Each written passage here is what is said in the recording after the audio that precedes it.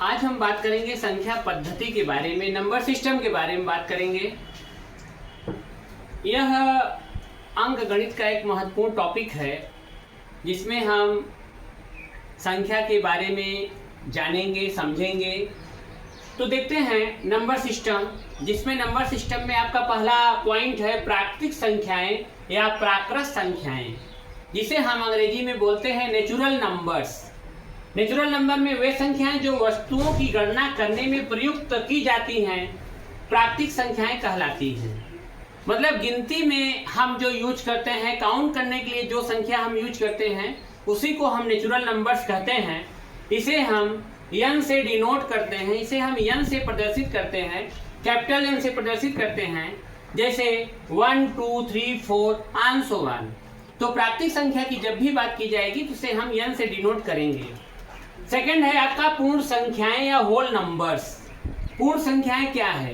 प्राकृतिक संख्याओं के साथ ये जीरो को भी सम्मिलित कर लिया जाए तो वे संख्याएं पूर्ण संख्याएं कहलाती हैं। यहाँ पर आप देख सकते हैं कि प्राकृतिक संख्याओं के समुच्चय में हमने जीरो को आगे बढ़ा लिया। तो प्राकृतिक संख्याओं के समुच्चय में यदि हम जीरो आगे बढ़ा लिए तो आपका होल नंबर्स हो जाएगा, पूर्ण संख्याएं हो जाएगा।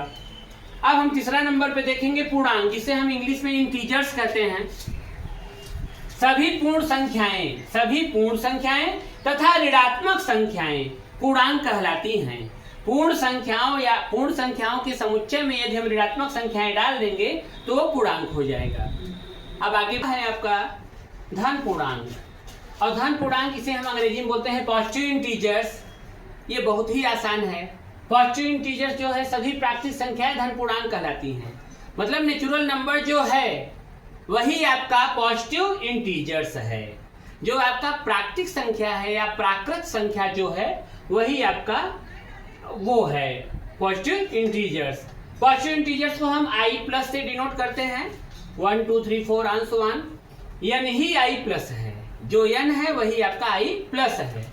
और ऋण पूर्णांक की बात करें, निगेटिव इंटीजर्स की बात करें तो सभी ऋणात्मक संख्याएं ऋण पूर्णांक कहलाती हैं। सभी ऋणात्मक संख्याएं ऋण पूर्णांक कहलाती हैं। इसे अंग्रेजी में हम बोलते हैं निगेटिव इंटीजर्स। सभी ऋणात्मक संख्याएं ऋण पूर्णांक कहलाती हैं। इसे हम i माइनस से डिनोट करते हैं, जैसे -1 -2 -3 -4 and so on। यहाँ एक बहुत ही इंपॉर्टेंट बिंदु बन रहा है, जो जीरो है न धन पूर्णांक है और न ही ऋण पूर्णांक है। परीक्षाओं में पूछ लेता है कि जीरो क्या है, तो हमारा जवाब होना चाहिए जीरो न धन पूर्णांक है और न परिमेय संख्या के बारे में, रैशनल नंबर्स के बारे में बात करेंगे। रैशनल नंबर बहुत ही आसान है। इसमें वे सभी संख्याएं जिन्हें p/q के रूप में व्यक्त किया जा सके परिमेय संख्याएं कहलाती हैं, जहां q is not equal to 0। और परिमेय संख्याओं को हम q से, बड़े कैपिटल Q से डिनोट करते हैं।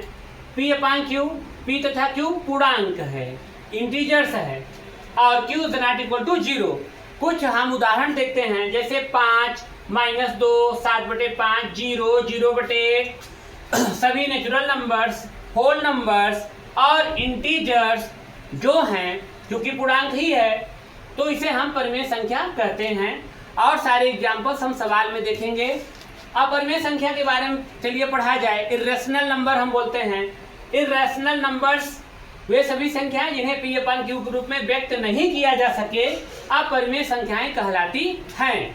जैसे आपका √2 हुआ, √3 हुआ, √5 हुआ, पाई हुआ, log7/2 हुआ आदि। ये सब अपरिमेय संख्याएं हैं।